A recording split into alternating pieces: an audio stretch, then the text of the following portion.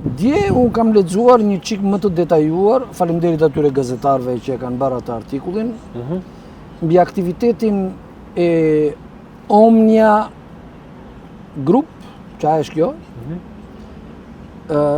që është një shoqat, një shoqëri, një biznes i ngritur nga Tony Blair dhe e shoqja. Tani më dëgjoni mirë dhe pse unë ju thash juve që kur më pyetët mua kush e ka fajin kryesor. Apo jo? E unë çfarë thash? Si u përgjigjon? Italia. Po sepse Ashtu. atë thit parë u habita në fakt pak. E dëgjoj çik. Unë kam qenë në Itali nga viti 2001 deri në 2008, e kupton? Dhe duke filluar nga viti 2002 zyrtarisht, po e themi zyrtarisht, unë kam filluar të kontribuoj në luftë kundër terrorizmit. Terrorizmit ati me ekstrem. E kupton? Për cilin? Për shtetin italian? Dale. Fillimisht, si thua, shërbimet e mia i ka marrë shteti francez, dhe pastaj amerikanët dhe pastaj italianët. Dëgjoj çik mirë situatë. Në fakt italianët gjithmonë e kanë ditur se ç'a bëjnë. Gjithmonë. Dhe kanë tentuar me të gjitha format që unë të mos ju drejtohem atyre të tjerëve, po t'ju drejtohem italianëve, me që ata, sipas ligjit, kanë atë që quhet kompetencë territoriale. Dakord? Domethënë, duke qenë se je në Shqipëri, je i detyruar ti përmbahesh rregullave të shtetit shqiptar. Tash pse unë nuk ju përmbajta rregullave të shtetit italian? Një, sepse unë nuk e quanja shmangje nga ky detyrim përderisa këta ishin të tërë së bashku në të njëjtën luftë. Domethënë, duke i shërbyer Francës, në atë drejtim unë shërbeja njëkohësisht dhe Italisë. E kupton? Apo njëkohësisht dhe Amerikës, apo njëkohësisht dhe Shqipërisë. Dakor? Nga ana tjetër, unë i trembesha faktit që policia italiane mund të kishte dhe kishte praktikisht lidhje të erëpaseshme me organizatat mafioze, të cilat, dëgjoj çik mirë, kanë ndihmuar rregullisht në kalimin e grupave terroriste nga jugu i Italisë në drejtim të Europës. E kupton? Domethënë ka qenë një marrëveshje e fshehtë ku italianët kanë mbyllur syt, e kupton? Në favor të shkëmbimeve të ndryshme, tregtisë drogës, tregtisë armëve njëra tjetrën. E kupton? Dhe ka pasur dhe evrejtë të rënda, dhe sidomos nga Franca në lidhje me këtë drejtim. Dakor? Që në fillim të viteve 90. Tani, në vitin 95 unë bëra një kërkesë zyrtarisht në ambasadën franceze që të më paguheshin shërbimet. Dhe në dijenin time u alokua një fond prej $10 milion, të cilën sipas meje dhe sipas indicjeve që kisha në atë kohë, i morën njerëz që ishin në vartësi dhe në bashkëpunim me ambasadën franceze, të nxitur prej tyre. Dakor. Në vitin 2006 unë bëra një denoncim, le ta themi kështu, në karabinierin franceze, në San Lorenzo in Lucina, në Rom, mbrapa Montecitorio, nuk e di ke parasysh apo jo, në parlamenti italian.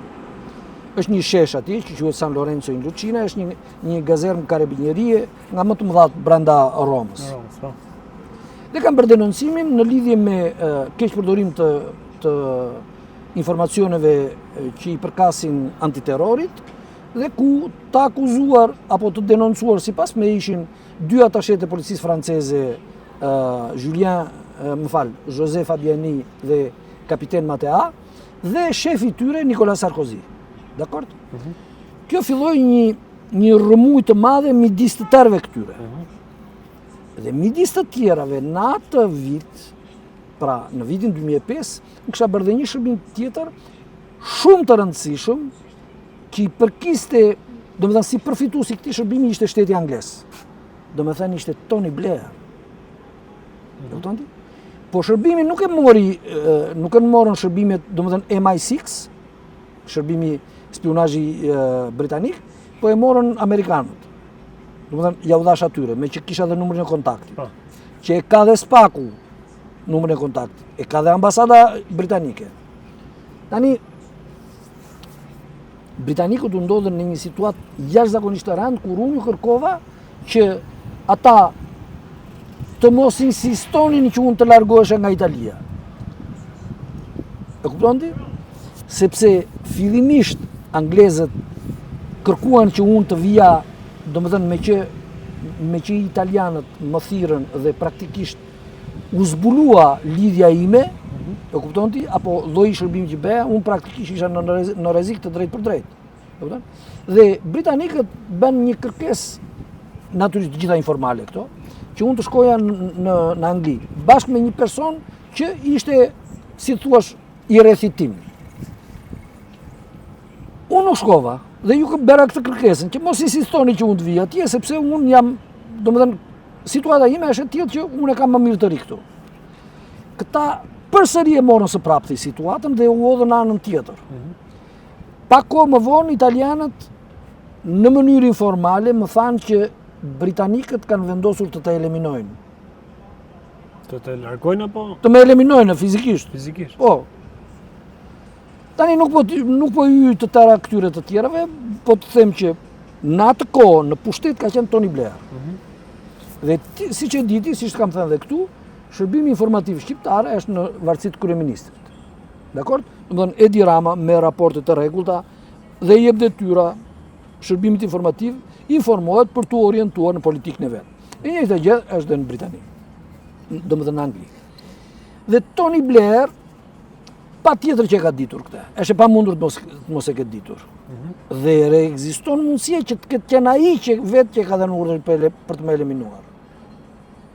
Prit tani. Erdha këtu unë në 2008-ën dhe në 2011-ën pa ju futur tashi të gjitha këtyre, unë kur erdha këtu kisha humbur shtëpinë, domethënë shtëpia ime është grabitur me 11 akte të falsifikuara në dosje, e kupton?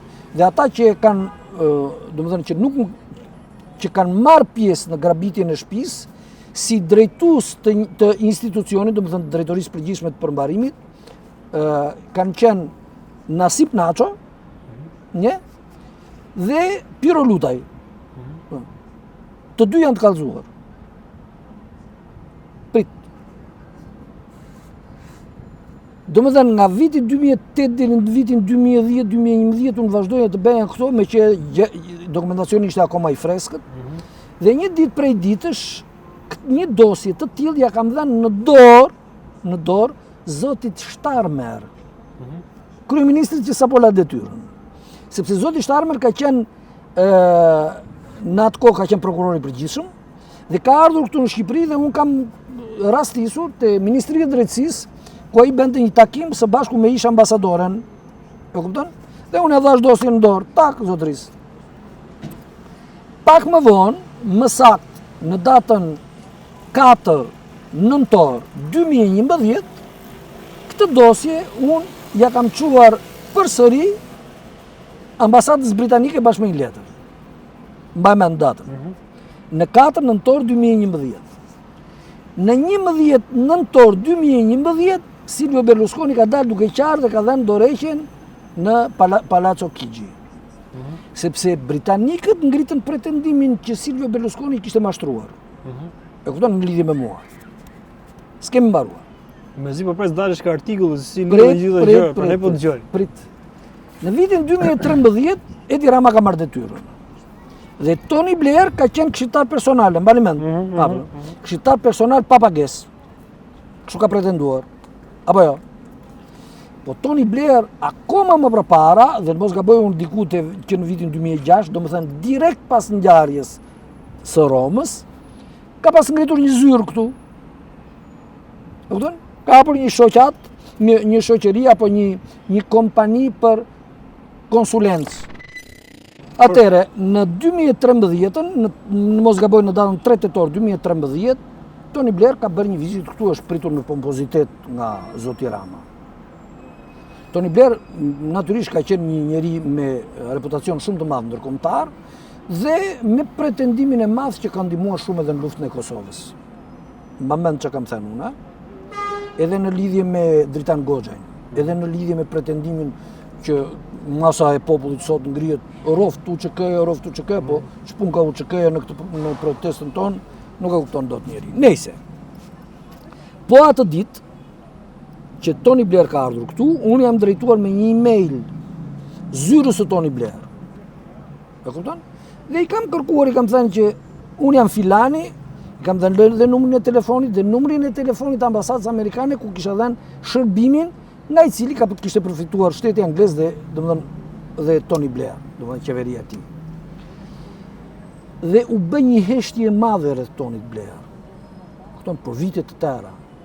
Tani në ata artikullin e gazetës shikoj që qeveria Rama ka ndërmarrë disa herë veprime në favor të kompanisë së Sherry Blair, domethënë të gruas së Tony Blair, dhe natyrisht të vetë Tony Blair, dhe të gjitha këto vendime dhe këto para që janë derdhur në emër të tyre janë mbajtur fshehur. Po pse janë mbajtur fshehur? Sepse unë do të reagoja me një, dhe natyrisht ti je i sigurt që në një shoqëri si kjo është e pamundur që gjërat të mbahen fshehur. E kupton?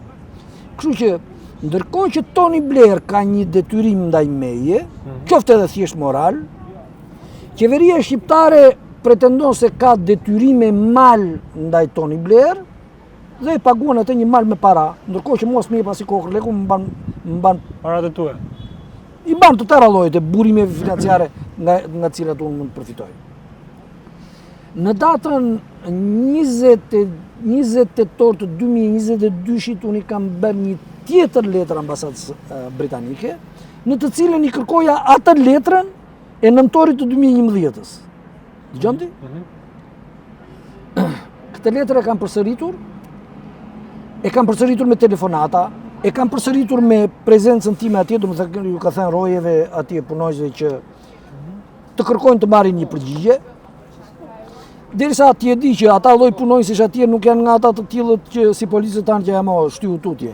Se ndoshta mos më pranojnë ata, po vetëm me njëri tjetrin janë të detyruar të kalojnë domethënë faktin që këtu ka ardhur Angel Luka dhe kërkon filan gjë. Ka qenë detyruar ta bëjnë. Tani këtu kemi një pikë pyetje të madhe që mbetet akoma pezull, që pak muaj më vonë, që në mos gaboj është në prill të 2023-shit, në Shëngjin është vrarë ai personi që pretendohet se u vra nga portugezit. I shoqëruar me një grup britanikësh, 4 vetë. Pritën. Dhe jo si rastësisht, ambasada britanike tani ka fqinj Selin e Tom Doshit, antari partisë së cilës ishte ky që u vra. S'kemi mbaruar. Ndërkohë që gjykata shqiptare dënon Sarajevën, domethënë atë portugezin që e quan vrasës, 4 britanikët që gjasme ndihmuan këtë për ta shtërë në kurth, këtë, domethënë ndihmuan vrasësin për të realizuar veprën e tij kriminale, ata nuk vinë këtu, megjithëse pretendohet që gjasme gjykata angleze e ka dhënë viston, domethënë ka pranuar që ata të ekstradohen. Po si mund të ndodhin që një grup kriminal që realizon një vrasje, se nuk është se vodhën një kulet aty apo vodhën një pul, ata kanë bërë një ngjarje të rënd kriminale, për më tepër që personi ishte me cilësi të veçanta, sepse ishte edhe kandidat. Më tepër që vjen nga shtet, ose dyta shtetet tua. Po pra, domethënë ky ishte një rast i jashtëzakonshëm. Dhe në mes është ambasada britanike. Ambasada britanike vazhdon të fsheh fakte të rëndësishme, ndërkohë që njëkohësisht kryeministri vazhdon të fsheh ato që ai paguan shtetit, Tony Blairit, personalisht. E kupton? Tani, unë, si dëmtuar i veprës penale, në ratë të parë kam kërkuar që të bëhet hetim, ja kam kërkuar dhe prokurorisë Tiranës. Sepse unë jam i dëmtuar nga veprimtari që quhen anësore, po që kanë lidhje në sytë e mi me veprimtarin kriminale të këtyre llojeve. Domethënë që janë në nivel maksimal. Po. Ashtu. Tani prit. Italianët që më dëbuan mua nuk mund ta bënin dot këtë pa britanikët, pa amerikanët dhe pa francezët.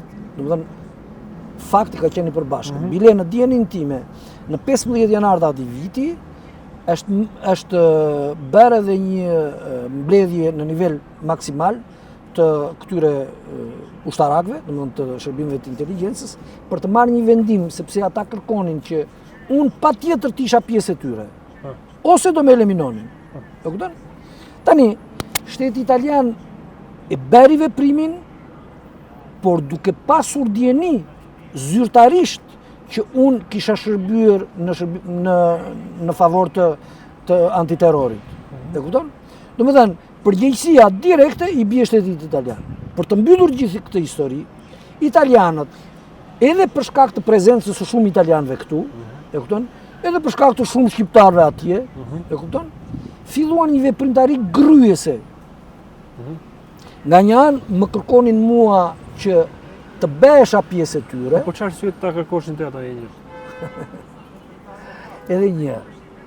Unë bëja një lloj shërbimi dhe e bëj në mënyrë të tillë që po të mos a kisha thënë ty, e po të mos e kisha bërë botërisht kështu, kurrë në kurrës as Perëndia vetë nuk do ta merrte vesh se ç'a bëja unë. Sepse unë e bëj pa telefon, pa televizor, pa kompjuter, pa rrjet shokësh e miqsh apo vartësish e tjera e tjera. Ka pas peshë të madhe tek ata. Të jashtëzakonshme. Se thuat cila ishte?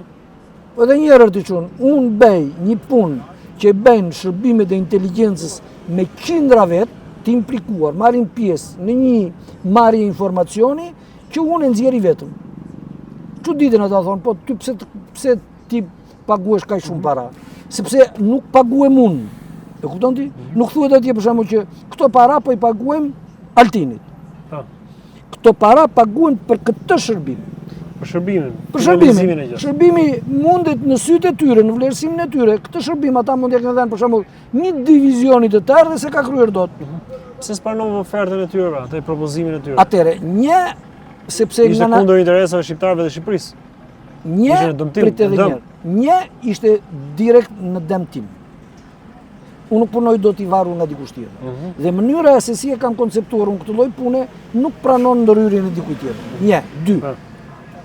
Unë jam i sigurt që shërbimet e inteligjencës në një kohë që prit. Si mund të punosh ti në një kohë që të pavarur nga shteti ose dikush që të kontrolloj. Pse të më kontrolloj? Unë po ja për të qenë nuk po marr. Mund të kesh qëllime dashakësi. Po ja, po si të kam shërbimet dashakësi. Mund të kesh për shembull se nuk janë. Unë shërbimin po ja jap këtij shteti Erçun. Po ta jap unë pa më detyruar njeri. Asnjëri s'm ka detyruar mua. Mund të kesh qëllim dashakësi. Po si erë pas kam. Në rastin tonë, po diku nëse të vjen ty të thotë për shembull, ai atje, ka makina që po na shani ka që shparë etj. Ka këtë gjë si do i bëj ju këtë. Edhe një herë mos e dëgjoj këtu. Informacioni është një gjë që praktikisht kërkon një ekip nga mbrapa që verifikon dhe dokumenton. Do të klasifikohet. Unë për shembull po them që X filan ka qëllime të rrezikshme dhe nesër mund të bëj këtë gjë. Po fjala ime nuk peshon zero deri në sekondën që është një ekip që e vërteton. Nëse ajo fjala ime është blluf, unë s'bëj dot asgjë. Nuk kam unë mundësi të sabotoj, të kryej më thash. E kupton?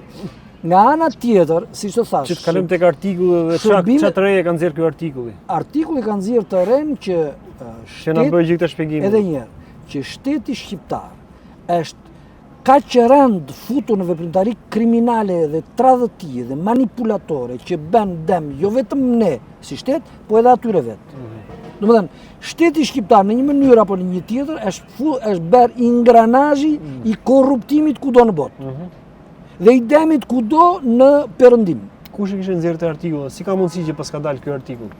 Artikulli nuk e di që nga gjithë ky informacion përfitoj unë. Po qartë, kanë nxjerrë për qëllim tjetër ato. Ata e kanë nxjerrë informacion utilitar, si po nesër. Po pra, ata e kanë nxjerrë me qëllimin që të nxjerrin pislekun e Edi Ramës, i cili paguan djathta se majtës para publike njerëzve që nuk i meritojnë. Për shërbime koti, shërbime të panevojshme, apo edhe thjesht për shkak të fshehjes, të mungesës transparencës. Pse duhet ta fshehin Edi Rama faktin që Tony Blair merr para të madhe nga shteti shqiptar? Pse duhet ta fshehin? Dhe arsyeja jam unë. Shqiptarët dhe asa britanikët duhet ta dinë që Tony Blair ka dashur të më eliminojë dhe ka bërë gjithçka që unë të jem në këtë gjendje që jam sot. Dhe në vuajtje të parreshtur për 20 vjet.